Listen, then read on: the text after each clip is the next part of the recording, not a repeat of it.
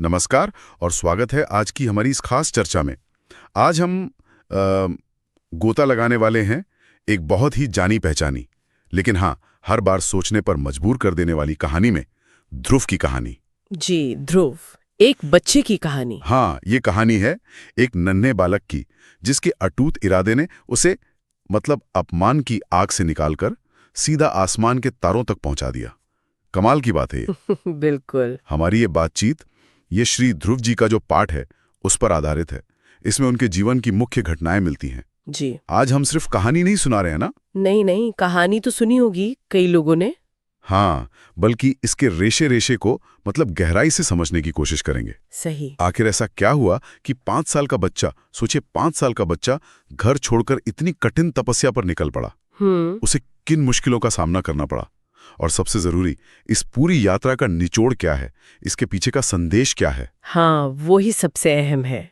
तो चलिए शुरू करते हैं इस कहानी के उस मोड़ से जहां सब कुछ शुरू हुआ। राज दरबार का वो सीन।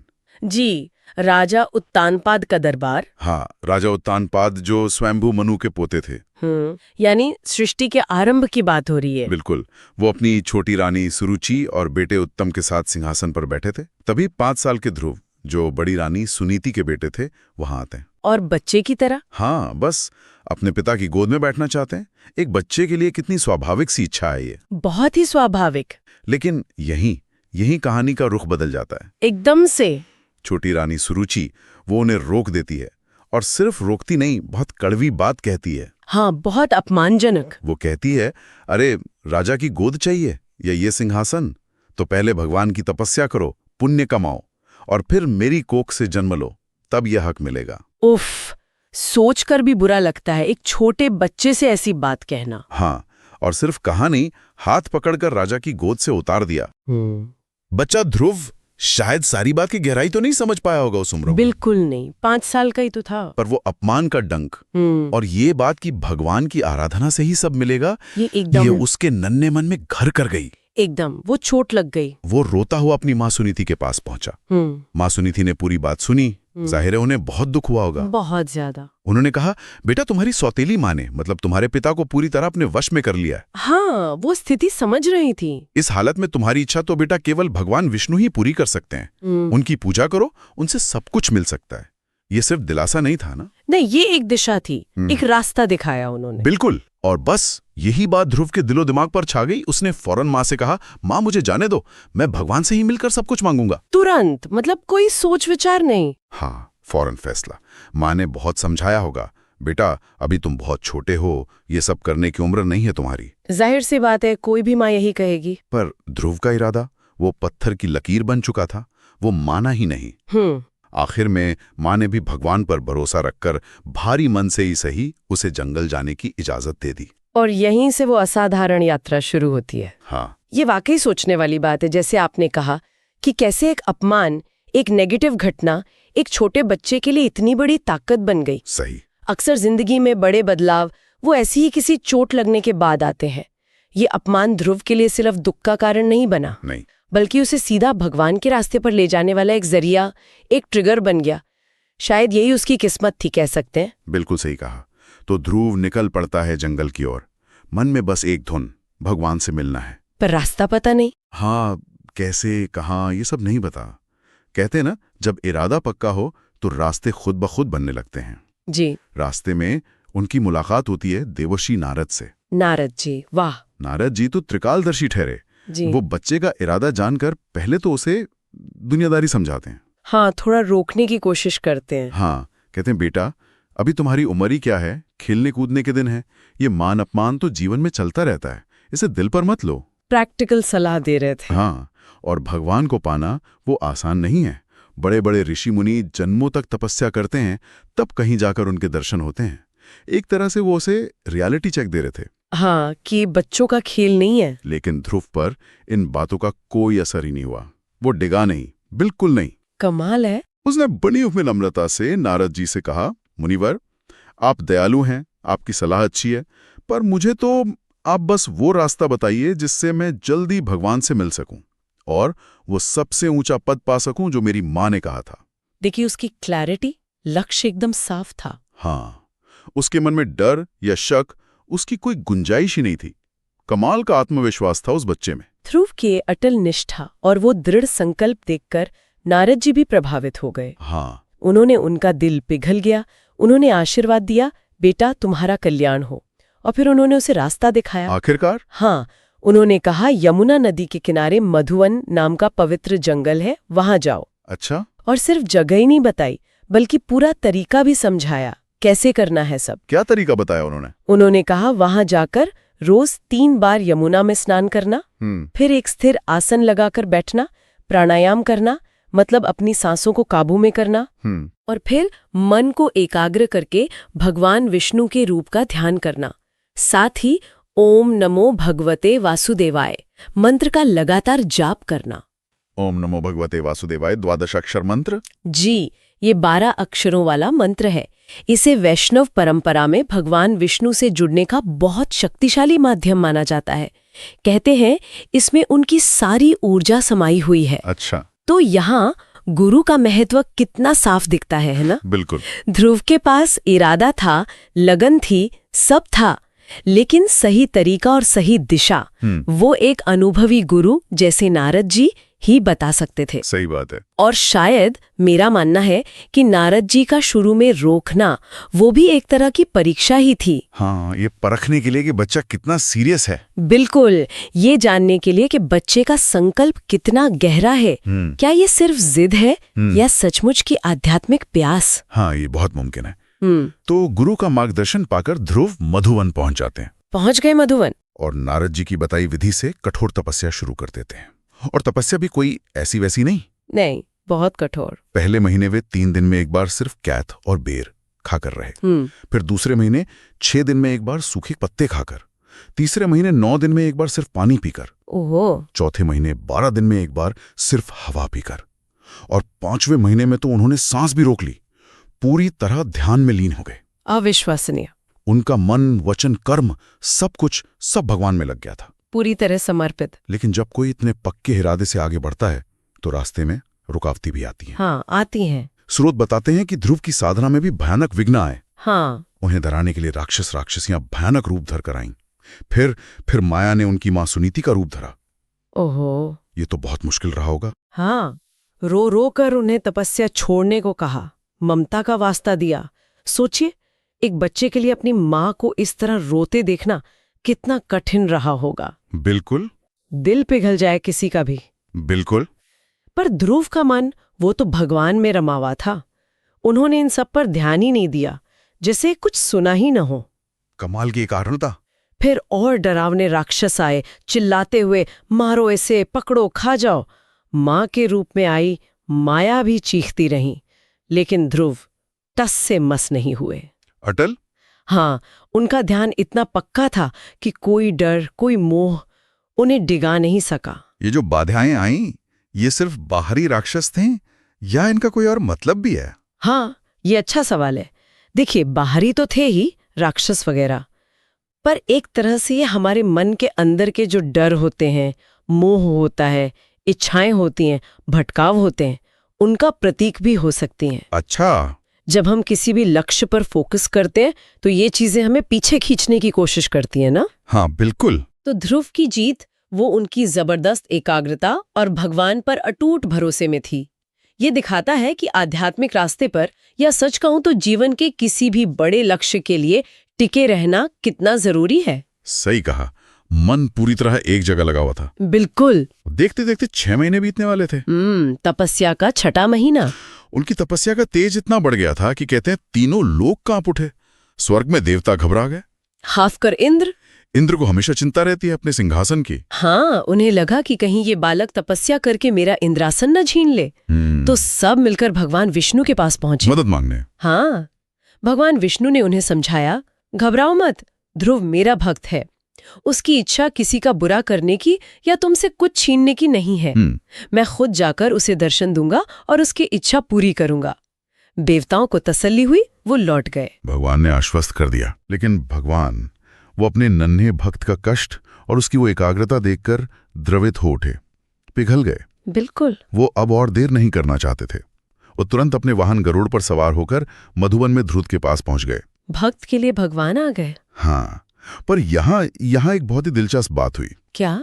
भगवान साक्षात सामने खड़े थे, लेकिन ध्रुव वो तो अपने ही ध्यान की दुनिया में खोए हुए थे। अच्छा, मतलब पता ही नहीं चला। पता ही नहीं चला। वो जिस सुंदर रूप का ध्यान अपने मन में कर रहे थे, वही रूप बाहर खड़ा था, पर उन्हें बोध ही नहीं हुआ। ये तो साधक की तल्लीनता का एक अद्भुत उदाहरण है ना? हाँ। कभी कभी भक्त साधना में मतलब रास्ते में इतना रम जाता है कि मंजिल यानी भगवान सामने आने पर भी उसे होश नहीं रहता। ध्रुव उस ध्यान के आनंद में इतने डूबे थे कि बाहरी दुनिया का कोई बोध ही नहीं था। तो फिर क्या हुआ? भगवान इंतजार करते रहे? नहीं, आखिर में भगवान को खुद ही अपने उस रूप को जिसका ध्रुव ध्यान कर रहे थे उनके मन से हटाना पड़ा। अच्छा। जैसे ही वो ध्यान वाला रूप मन से गायब हुआ, ध्रुव व्याकुल हो गए और आंखें खोलते हैं। और आंखें खोलते ही बस क्या देखते हैं? वही रूप जिसका वो ध्यान कर रहे थे साक्षात उनके सामने खड़ा है। क्या क्षण रहा होगा वो तो बस देखते रह गए। एकदम से भगवान के चरणों में गिर पड़े। खुशी और प्रेम के मारे गला भर आया, शरीर में रोमांच हो गया, आंखों से आंसुओं की धारा बह निकली। स्वाभाविक है। हाथ जोड़े खड़े थे, कुछ बोलना चाहते थे, भगवान की तारीफ करना चाहते थे, स्तुति करना चाहते थे, पर शब्द ही नहीं निकल रहे थे, आवाज ही बंद हो गई। भाव विभोर हो गए थे पूरी तरह। तब करुणा के सागर भगवान विष्णु ने अपना 5 जन्य शंख, जिसे वेदों का स्वरूप माना जाता है, वो ध्रुव के गाल से छुआ दिया, स्पर्श करा दिया। और उस स्पर्श के जादू से मानो ध्रुव को सारी विद्या, सारा ज्ञान और बोलने की अद्भुत शक्ति मिल गई, दिव्य वाणी प्राप्त हो गई। हाँ, अब ध्रुव ने जो स्तुति की वो भी कमाल की थी। क्या कहा उन्होंने? उन्होंने कहा, भगवान आप तो आनंद की मूर्त हैं। जो भक्त आपसे कुछ नहीं मांगते, मतलब निष्काम भक्त, उनके लिए तो आपके चरणों की सेवा ही सबसे बड़ा इनाम है। पर आप इतने दयालु हैं कि मुझ जैसे कुछ मांगने वाले सकाम भक्तों की इच्छा भी पूरी करके हमें दुनिया के डर से बचाते हैं, जैसे गाय अपने बछड़े की रक्षा करती है। कितनी सुंदर उपमा है। बहुत सुंदर। और कितनी विनम्रता है। हाँ, उन्होंने अपनी कृतज्ञता जताई। प्रभु आपकी कृपा का क्या कहना। बड़े बड़े ज्ञानी जिस रूप को देखने के लिए तरसते हैं, वो आपने मुझे सिर्फ 6 महीने की तपस्या में दिखा दिया। मैं धन्य हो गया। अब मुझे कुछ नहीं चाहिए, आपकी कृपा मिल गई, बस यही काफी है। अब कोई और इच्छा मन में नहीं है, बस आपका साथ चाहिए। ये कहानी का एक बहुत महत्वपूर्ण मोड़ है। बिल्कुल। ध्रुव ने शुरुआत की थी एक सांसारिक इच्छा से, पिता की गोद, राज्य, सम्मान, है ना? हाँ बिल्कुल। लेकिन भगवान के दर्शन होते ही वो इच्छा जैसे धुल गई। वो पूरी तरह निष्काम हो गए, मतलब बिना किसी इच्छा वाले। उन्हें अब कुछ नहीं चाहिए था, सब मिल गया था उनको। हाँ, असली चीज मिल गई थी। लेकिन कहानियां खत्म नहीं होती। नहीं, बिल्कुल नहीं। भगवान ने कहा, बेटा ध्रुव, मैं जानता हूं तुम्हारे मन में अब कोई इच्छा नहीं बची है, पर तुम्हें मेरी आज्ञा माननी होगी। तुम्हें वापस जाकर राजपाट संभालना होगा। ये तुम्हारा कर्तव्य है। अच्छा, मतलब वापस दुनिया में भेजा। हाँ, और कहा, तुम्हारी तपस्या के फल के रूप में मैं तुम्हें सप्तर्षियों और ग्रहों नक्षत्रों से भी ऊंचा एक अटल स्थान देता हूं, जिसे आज हम ध्रुव तारा कहते हैं। ध्रुवलोक। वो ध्रुवलोक होगा।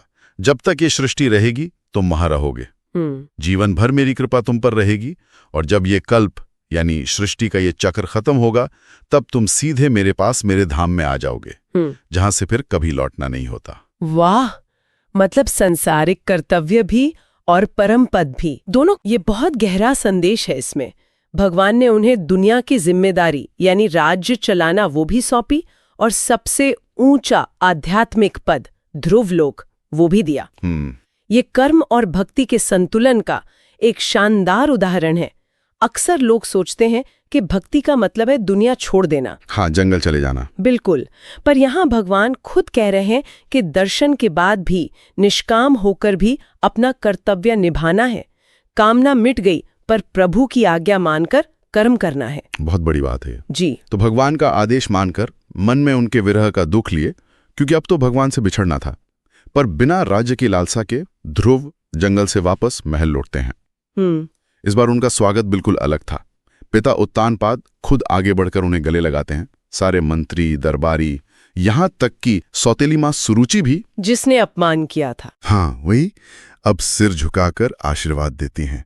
और मां सुनीति, उनकी खुशी का तो ठिकाना ही नहीं था। उन्होंने आरती उतारी और आंखों से बहते खुशी के आंसुओं से अपने बेटे का अभिषेक किया। कितना भावुक क्षण रहा होगा। हाँ, बड़े होने पर ध्रुव का विवाह हुआ, वे गृहस्थ बने, पिता के बाद उन्होंने राजपाट संभाला, लेकिन जीवन में फिर एक मोड़ आया। अच्छा। उनके सौतेले भाई उत्तम, जिन्हें सुरुचि का बेटा होने का शायद थोड़ा घमंड था, वो शिकार खेलने गए और वहां यक्षों द्वारा मारे गए। ओहो, यक्षों ने मार दिया। हाँ, यक्ष एक तरह की शक्तिशाली अलौकिक प्रजाति माने जाते हैं। अक्सर धन संपत्ति के रक्षक होते हैं, पर कभी-कभी उग्र भी हो जाते हैं। भाई की मौत का बदला लेने के लिए ध्रुव ने यक्षों पर हमला कर दिया। भयंकर युद्ध हुआ। ध्रुव बहुत सारे यक्षों को मार रहे थे। अच्छा, युद्ध भी किया उन्होंने? हाँ, तब उनके दादा स्वयंभू मनु ने आकर उन्हें समझाया और इस मारकाट को रुकवाया। इसके बाद यक्षों के राजा कुबेर, जो धन के देवता भी हैं, वो ध्रुव के पराक्रम और फिर उनके क्षमा भाव से प्रसन्न हुए। उन्होंने ध्रुव को वरदान देना चाहा। कुबेर ने, धन के देवता ने? हाँ, लेकिन अब ध्रुव वो तो बदल चुके थे। हाँ, वो तो निष्काम हो चुके थे। उन्होंने कुबेर से क्या मांगा? सोना, चांदी, राज्य नहीं। उन्होंने बड़ी विनम्रता से कहा, मुझे बस भगवान विष्णु की अटूट भक्ति चाहिए। वाह, कुबेर से भी भक्ति मांगी। हाँ, और बाद में उन्होंने भगवान शिव की भी आराधना की और उनसे भी वरदान में केवल भगवान की भक्ति ही मांगी। ये उनकी बदली हुई सोच को एकदम साफ दिखाता है। बिल्कुल। राजपाट मिल गया, शासन कर रहे हैं, बड़े बड़े वरदान देने वाले सामने खड़े हैं, चाहे वो धन के देवता कुबेर हो या स्वयं भगवान शिव। पर ध्रुव का लक्ष्य अब एक ही था, भगवान की भक्ति। दुनिया की सारी चीज अब उनके लिए फीकी पड़ चुकी थी। असली खजाना वो उन्हें मिल चुका था, भगवत दर्शन और भक्ति का आनंद। स्रोत के अनुसार ध्रुव ने 36,000 सालों तक 36,000 साल। हाँ, 36,000 सालों तक पृथ्वी पर धर्म और न्याय के साथ शासन किया। और इस लंबे समय के दौरान भगवान के लिए उनका प्रेम कम नहीं हुआ, बल्कि लगातार बढ़ता ही गया और गहरा होता गया। मतलब राजधर्म भी निभाया और भक्त धर्म भी, दोनों पूरी तरह से। और फिर जब उनका समय पूरा हुआ तो उन्हें लेने के लिए कोई साधारण यमदूत नहीं आए। नहीं, कौन आया? बल्कि भगवान विष्णु के धाम वैकुंठ से उनके खास पार्षद सुनंद और नंद एक दिव्य विमान लेकर आए। भगवान के अपने पार्षद? हाँ, और ध्रुव ने काल यानी समय और मृत्यु के सिर पर पैर रखकर, ये एक प्रतीकात्मक बात है। हाँ, मतलब समय और मृत्यु पर विजय पाकर। बिल्कुल, उसी शरीर के साथ सदैह उस विमान में बैठकर सीधे भगवान के धाम वैकुंठ चले गए। काल के सिर पर पैर रखकर जाना, ये सिर्फ एक मुहावरा नहीं है, ये उनकी आध्यात्मिक ऊंचाई का प्रतीक है। सही। इसका मतलब है कि वो जन्म मृत्यु के चक्र से परे हो गए थे। ये उनकी असाधारण भक्ति और भगवान की उन पर हुई विशेष कृपा का नतीजा था। उसी शरीर के साथ भगवान के धाम जाना, ये बहुत ही दुर्लभ उपलब्धि मानी जाती है। ये दिखाता है कि उनकी भक्ति किस शिखर पर पहुंच चुकी थी। तो ये थी ध्रुव की अद्भुत कहानी। एक छोटा सा अपमानित बच्चा जो घर से निकला था पिता की गोद और राज्य पाने के लिए। हाँ, एक सांसारिक इच्छा लेकर, और पहुंच गया ब्रह्मांड के अटल शिखर पर ध्रुव तारा बनकर। क्या यात्रा है! एक ऐसी यात्रा जो शुरू तो हुई दुनियावी इच्छा से, लेकिन जिसका अंत हुआ विशुद्ध भक्ति और भगवान के शाश्वत साथ में। इस कहानी से सीखने को बहुत कुछ है। मतलब पक्का इरादा हो तो क्या नहीं हो सकता। हाँ, दृढ़ निश्चय की शक्ति, अटूट विश्वास की ताकत, एक अच्छे गुरु का मार्गदर्शन कितना जरूरी है, ये भी दिखता है। हाँ, नारद जी का रोल। और सबसे बढ़कर सच्ची भक्ति में कितनी शक्ति होती है। ये कहानी ये भी दिखाती है कि हमारा शुरुआती मकसद चाहे कुछ भी हो, जैसे ध्रुव का राज्य पाना था, तक पहुंचा सकता है। जैसे कहते ना, ध्रुव ने मांगा था कांच राज्य और भगवान ने दे दिया हीरा। हाँ, दर्शन और भक्ति। और जाते जाते ये कहानी हमें कुछ सोचने के लिए भी छोड़ जाती है ना? बिल्कुल। क्या कोई बहुत तीव्र इच्छा, बहुत इंटेंस डिजायर, भली वो शुरू में दुनियावी ही क्यों ना हो, क्या वो सच में हमें आध्यात्मिकता की ओर मोड़ सकती है, एक चिंगारी बन सकती है? ये एक सवाल है। या फिर जब भगवान मिल गए, ब्रह्मांड का सर्वोच्च पद मिल गया, उसके बाद भी वरदान में सिर्फ भक्ति मांगना, ये हमारी सफलता की जो आम परिभाषा है उसको कैसे चुनौती देता है? सही कहा, क्योंकि आम तौर पर सफलता मतलब और ज्यादा पाना होता है। हाँ, और यहाँ सफलता मतलब सब कुछ पाकर भी सिर्फ भक्ति मांगना। बिल्कुल। इन सवालों पर सोचना इस कहानी के अनुभव को और भी गहरा बना सकता है। शायद ये हमें अपने जीवन के लक्ष्यों, अपनी इच्छाओं और हाँ हमारी अपनी सफलता की परिभाषा पर भी एक बार फिर से सोचने का मौका दे। बिल्कुल। ध्रुव की कहानी सिर्फ एक पौराणिक कथा नहीं है, ये एक प्रेरणा है जो हमें दिखाती है कि इंसान का संकल्प उसे कहां से कहां पहुंचा सकता है। सही कहा। तो आज की इस चर्चा को यहीं विराम देते हैं। उम्मीद है ध्रुव की ये यात्रा सुनने वालों को भी प्रेरित करेगी। जरूर करेगी।